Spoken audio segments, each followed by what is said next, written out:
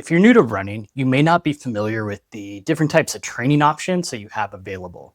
There are dozens of training runs available, each serving a different purpose. Some runs help produce greater aerobic capacity, others enhance speed and anaerobic power. For the last 10 years, I've been working with different levels of runners, and in this video, I'm going to cover 3 of my favorite training runs. My name's Buck. I'm a certified strength and conditioning specialist, personal trainer, and certified running coach.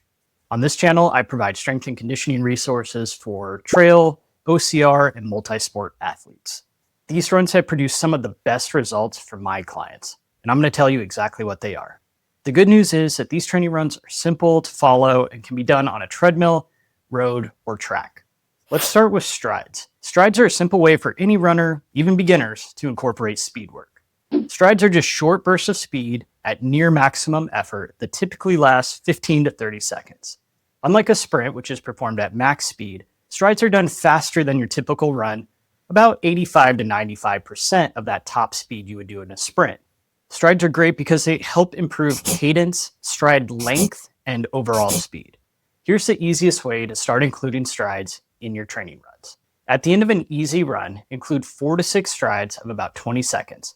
You'll build up to the stride from a jog, hit that near max effort for a few seconds, and then you'll slowly ramp down back to the jog in order to recover. Remember, strides aren't sprints. Sprints are completed closer to 100% effort and usually done from a stationary start, not a jog. Here's another easy way to do strides. Imagine a 400-meter track, jog around the curves, and complete your stride with a jogging ramp up and ramp down on the straightaways. After your strides, do 5 to 10 minutes of a cool down of walking or very light jogging. And that's it. Don't skip this easy way to start getting faster. You can include strides at the end of any of your other runs or as their own training effort. Next up is progression runs.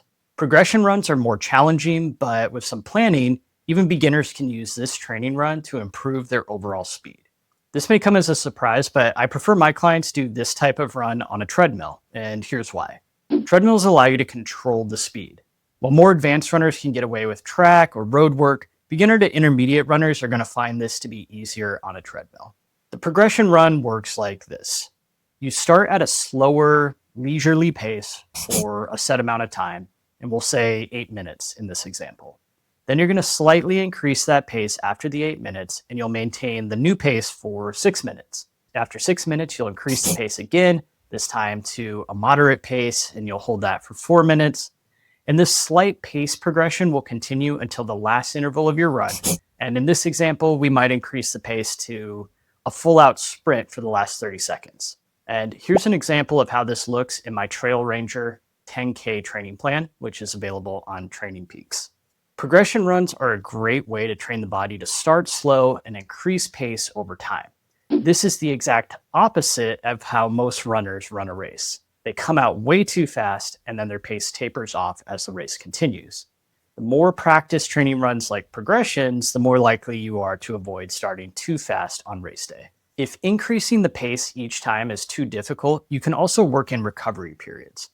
So for every pace increase, you might include a 2 to 4 minute recovery of walking or light jogging.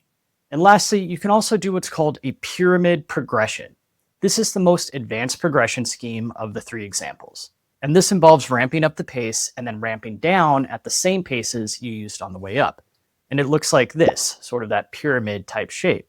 If you're a more advanced runner, I'd give this one a try. It's really difficult, but it's a great way to progress speed and maintain it for a longer period of time. Next up is intervals. The beauty of intervals is they can change to meet the needs of any runner and any race goal. Intervals are simply work periods followed by recovery periods. The interval's duration, distance, or speed depends on your training plan and your goal. In general, intervals are used to increase speed. A track interval workout might include 400-meter repeats with recoveries between each interval. It's important to understand one's pace for a workout like this. For example, the workout might be done at the runner's 5K pace. 10 to 12 by 400 meters at 5K pace with 200 to 300 meters of easy jogging recovery is a really good standard track workout. If that sounds too complicated, let me explain it in another way. You can also perform intervals using heart rate zones.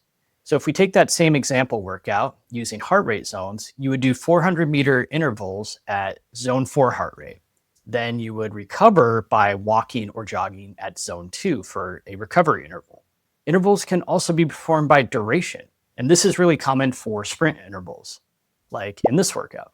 For example, you might do something like 12 to 15 repetitions of 30 seconds at a very hard effort, followed by 1 minute of walking or easy jogging. As you can see, there's a lot of different ways to incorporate intervals into your training program, and you can change how you complete those intervals, whether it's by distance, duration, speed, or heart rate zone. Whatever makes the most sense for you, that's what you should go with. So let's recap. You want to include strides at the end of any run or as their own training session.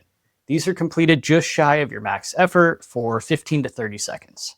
Progression runs are a great way to train the body to keep up speed on longer runs. Perfect for race prep.